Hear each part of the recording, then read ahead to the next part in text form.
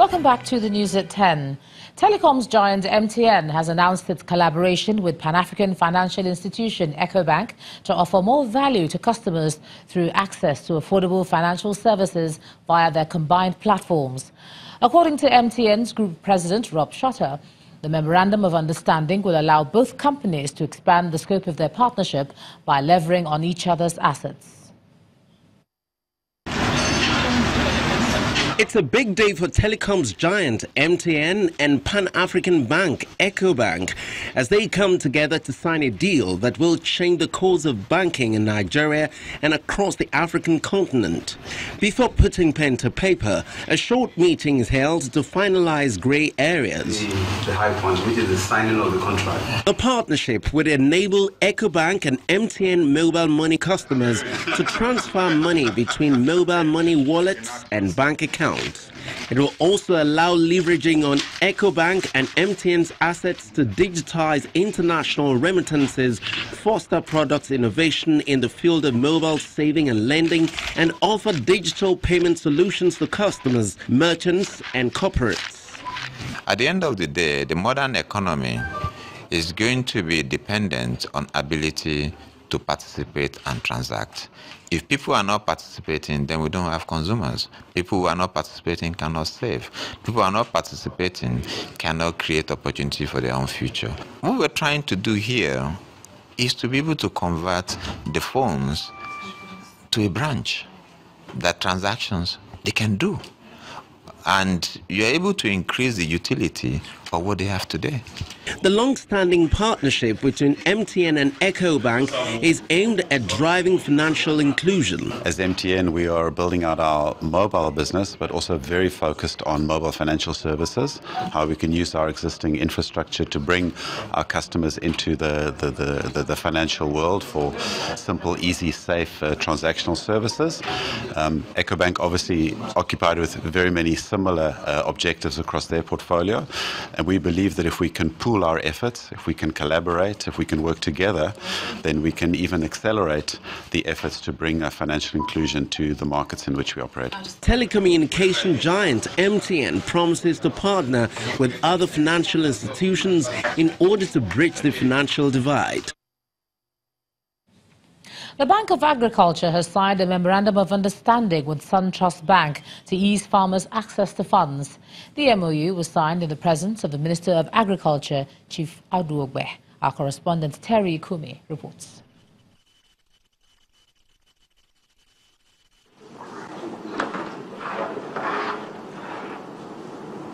Farmers in Nigeria have cause to celebrate. There is a new partnership between the Bank of Agriculture and SunTrust Bank. The Minister of Agriculture, Chief Aduogbe, who witnessed the signing of the agreement, sees the partnership as a welcome development. We have been trying to find funds to set up our own IT services. The funds are not available, and even if they were, provision of those services will not be cheap. So this backing you're giving is very welcome, and we thank you for it. The Bank of Agriculture is Nigeria's foremost finance institution for agriculture. And according to the Managing Director, Kabir Adamu, this partnership will increase the number of farmer clients and provide checkbooks and ATM cards for them. For us to be able to reach these farmers, certainly we need the support and cooperation of a commercial bank. We are limited by regulation. We cannot, issue checkbooks on our own. We cannot, issue ATM cards, directly. We need to go through, a commercial bank. SunTrust Bank, a relatively new bank in Nigeria, understands the huge challenge ahead, especially as the country is diversifying from oil to agriculture and is prepared to aid farmers in the country.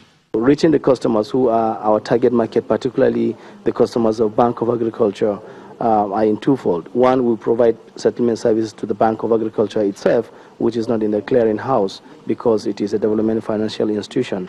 And secondly, more importantly, their own clients will now have access, as I said earlier, to banking services. This partnership, according to the parties involved, will improve direct lending to qualified loan applicants engaged in agriculture and ease their access to funds, which in turn will improve agricultural output of both large and small-scale farmers. Terry Ikumi, Channels Television News. Let's take a look at some business news now. Here's Anne Waldru.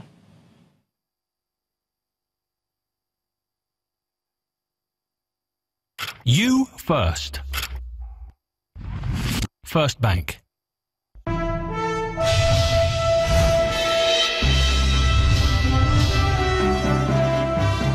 Thanks a lot, Ijoma, and welcome to Business News. The Federal Inland Revenue Service and the Economic and Financial Crimes Commission are collaborating to track and deal with tax defaulters in Nigeria. This partnership is aimed at targeting taxpayers who evaded the just concluded amnesty program known as Voluntary Asset and Income Declaration Scheme (VAIDS). According to the agencies, withholding tax from banks worth 29 billion naira was recovered between November 2017 and March 2018. This collaboration will improve remittance culture among taxpayers. The Cross River State Governor, Professor Ben Ayade, has signed a historic 2018 budget of 1.3 trillion naira into law. The governor, in an emotional way, says the money is aimed at changing the story of his people. We're not driven by politics of the time. We're driven by the sanity, the pain, the hunger, the agony of our people. We're driven by the ambition to change their story. And that's why in the desperation of that ambition, we're mistaken to be excited young people in office. But truly, if you look at our achievement in 2 years plus so far, you can see clarity of thought, consistency of focus, a directional focus that creates a vortex that will shock the world. Today, as I sign this budget into law, we are certain that within 2 years plus, we have completed and secured the entire approvals for the superhighway.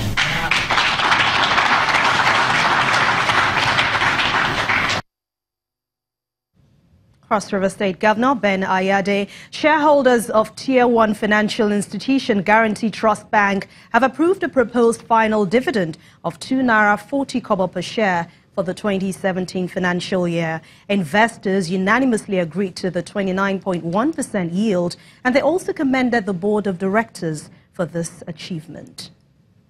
With its iconic orange color, Guarantee Trust Bank has grown into one of the most sought-after listed financial institutions in Nigeria and beyond.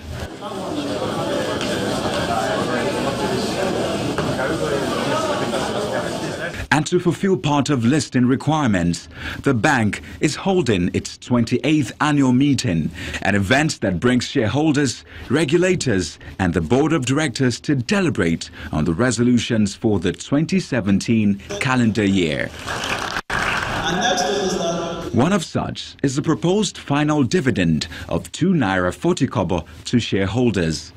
Consequently, I hereby move that a final dividend in the sum of 2 naira 40 kobo per ordinary share to shareholders whose names appear in the company's register of members at the close of business on Tuesday, March 27, 2018, bringing the total dividend to be paid for 2017 financial year to 2 naira 70 kobo per ordinary share of 50 kobo. And this is good news to them. This is industry that's overregulated, with an economy that's still fragile, and they are coming with this clear result. They deserve a round of applause, please. Give them a round of applause. The session progresses with the approval of the 2017 audited final statement and the election of a non-executive director. Non-executive director. I hereby present to you Mrs. Victoria Osondo Abefala. From major indicators, Guarantee Trust Bank had an impressive 2017 with gross earnings of 419 billion naira. Profit before tax grew by 21.3%, just as profit after tax peaked at 170 billion naira. The managing director is grateful to the customers and shareholders. First of all, they're very special. They're very important to us. They're a reason for our existence. I would like to thank them for continuing to stick with us. We'll try to make sure their encounters with us going forward are better than their encounters with us were before. With a new financial year on course, such positive outlook is an indicator that Guarantee Trust Bank PLC means business.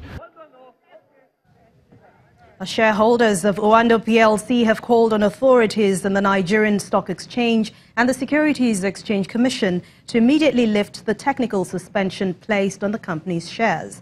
The shareholders gathered in Lagos to express their grievance on the threat to their investment.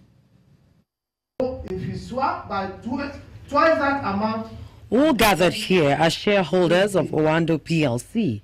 Smiles are lost on their faces. They are scores to settle over their investments.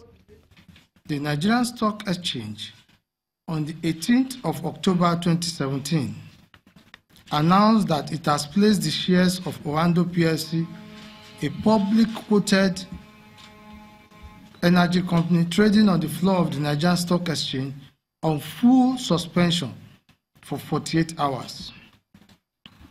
Thereafter, on 23rd of October 2017, the NSC further announced that it has placed the shares of the company on technical suspension.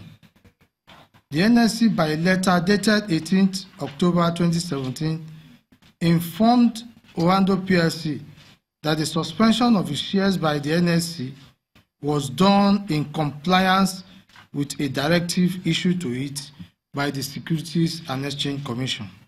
The directive, however, is not going down well with the shareholders. They insist there are grave consequences. The continued suspension of Owando PLC is a wrong signal to the global market about the prevailing harsh operating environment in Nigeria, and this is at variance with the federal government initiative to diversify the economy through increased foreign direct investment. We appeal to the federal government to intervene in our travail, because the international investment community is keenly watching. The value of investment we as Owando shareholders have made is being eroded because of this continued suspension of trading. We the concerned shareholders of Owando, believe that there is a strong case for the technical suspension placed on the shares of our company to be lifted without any further delay. Currently, the shares of Owando PLC trades at 5 naira 99 kobo per value, fixed by the NSE as a result of the technical suspension placed on the company. Shareholders fear their inability to benefit from capital appreciation in the market and therefore want the technical suspension placed on Owando PLC shares lifted without further delays. Let's check out transactions at the Nigerian equities markets today. They ended positive, largely driven by the performance of industrial giant Dangote Cement. Let's hear from BC Adebayo.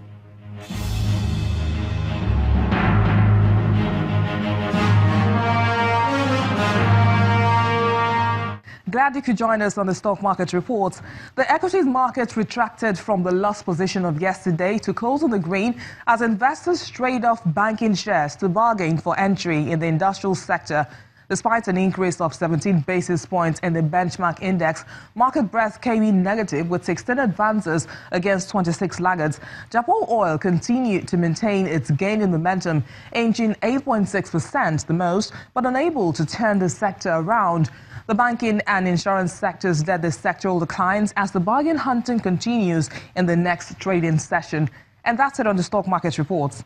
I'm BC Adebayo. Thank you, BC. As for other markets around the world, they rallied today owing to some relief from a trade war fear between US and China. Let's see the highlights for the numbers today.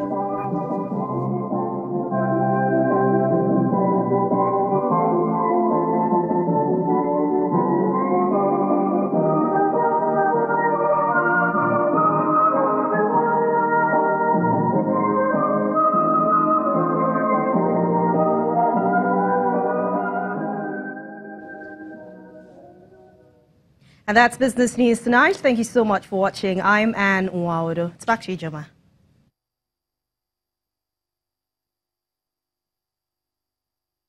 You first. First Bank. Thanks a lot, Anne. Still ahead on the news at 10. Team Nigeria powerlifters win 4 gold and 2 silver to take medals haul at Gold Coast Commonwealth Games to 8.